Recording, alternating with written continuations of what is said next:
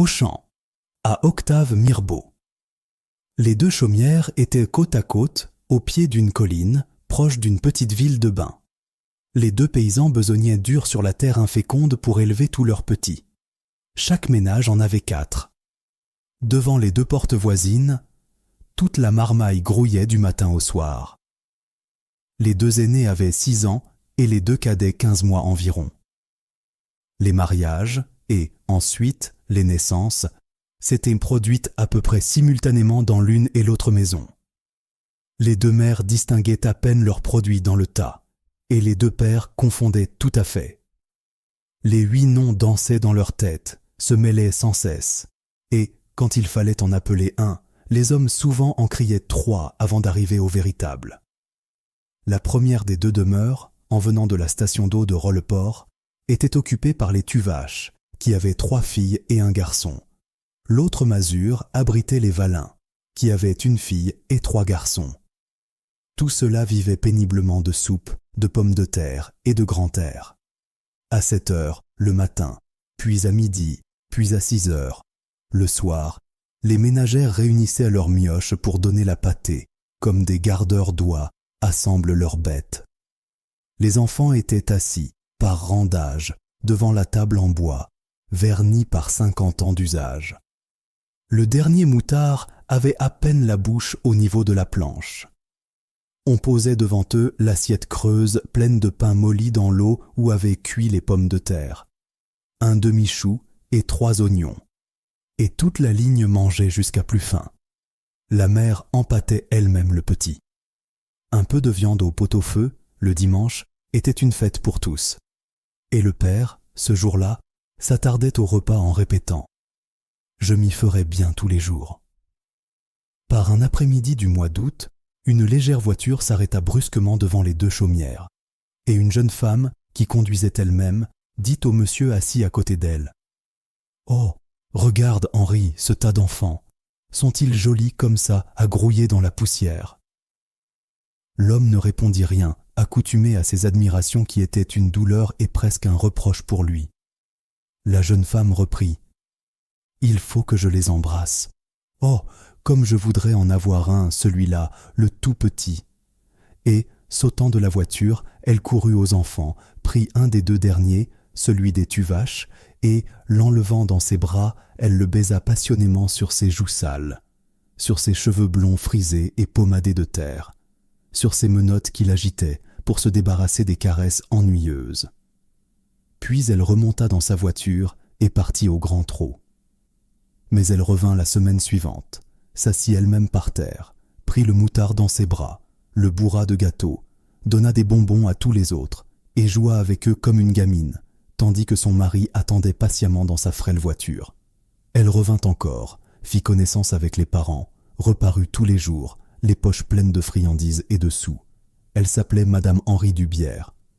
Un matin, en arrivant, son mari descendit avec elle, et, sans s'arrêter aux mioches, qui la connaissaient bien maintenant, elle pénétra dans la demeure des paysans. Ils étaient là, en train de fendre du bois pour la soupe. Ils se redressèrent tout surpris, donnèrent des chaises et attendirent. Alors la jeune femme, d'une voix entrecoupée, tremblante, commença. « Mes braves gens, je viens vous trouver parce que je voudrais bien. Je voudrais bien emmener avec moi votre petit garçon. » Les campagnards, stupéfaits et sans idée, ne répondirent pas. Elle reprit haleine et continua. « Nous n'avons pas d'enfant, nous sommes seuls, mon mari et moi. Nous le garderions, voulez-vous » La paysanne commençait à comprendre. Elle demanda. « Vous voulez nous prendre, Charlot ?»« Ah ben non, pour sûr. » Alors M. Dubière intervint. « Ma femme s'est mal expliquée. Nous voulons l'adopter, mais il reviendra vous voir.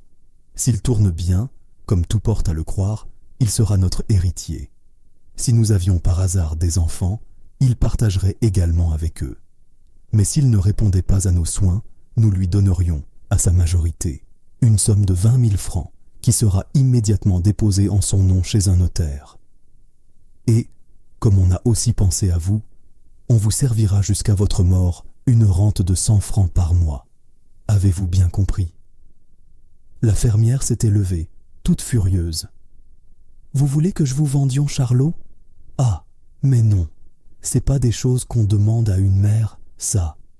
Ah, mais non, ce serait abomination. L'homme ne disait rien, grave et réfléchi, mais il approuvait sa femme d'un mouvement continu de la tête.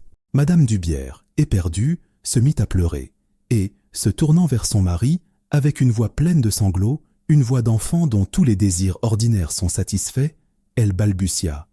« Ils ne veulent pas, Henri, ils ne veulent pas. » Alors ils firent une dernière tentative. « Mais, mes amis, songez à l'avenir de votre enfant, à son bonheur, à... » La paysanne, exaspérée, lui coupa la parole. « C'est tout vu, c'est tout entendu, c'est tout réfléchi. Allez-vous-en, et pis, que je vous revois point par ici. C'est-y permis de vouloir prendre un éfant comme ça. » Alors, Madame Dubière, en sortant, s'avisa qu'ils étaient deux tout petits, et elle demanda à travers ses larmes, avec une ténacité de femme volontaire et gâtée, qui ne veut jamais attendre. « Mais l'autre petit n'est pas à vous ?» Le père Tuvache répondit « Non, c'est au voisin, vous pouvez y aller, si vous voulez. » Et il rentra dans sa maison, où retentissait la voix indignée de sa femme. Les Valines étaient à table, en train de manger avec lenteur des tranches de pain qu'ils frottaient parcimonieusement avec un peu de beurre piqué au couteau, dans une assiette entre eux deux. Monsieur Dubière recommença ses propositions, mais avec plus d'insinuation, de précautions oratoires, d'astuce. Les deux ruraux hochèrent la tête en signe de refus. Mais quand ils apprirent qu'ils auraient 100 francs par mois, ils se considérèrent, se consultant de l'œil, très ébranlés. Ils gardèrent longtemps le silence, torturés, hésitants. La femme enfin demanda « Que qu'en dit l'homme ?» Il prononça d'un ton sentencieux « Je dis que c'est point méprisable. » Alors Madame Dubière, qui tremblait d'angoisse, leur parla de l'avenir du petit, de son bonheur et de tout l'argent qu'il pourrait leur donner plus tard. Le paysan demanda « C'te rente de 1200 francs, ce sera promis devant le notaire ?» Monsieur Dubière répondit « Mais certainement, dès demain. » La fermière, qui méditait, reprit « 100 francs par mois, c'est point suffisant pour nous priver du petit. Ça travaillera dans quelques ans cet éfant. Il nous faut 120 francs. » Madame Dubière, trépignant d'impatience, les accorda tout de suite. Et, comme elle voulait enlever l'enfant, elle donna 100 francs en cadeau pendant que son mari faisait un écrit. Le maire et un voisin, appelés aussitôt, servirent de témoins complaisants.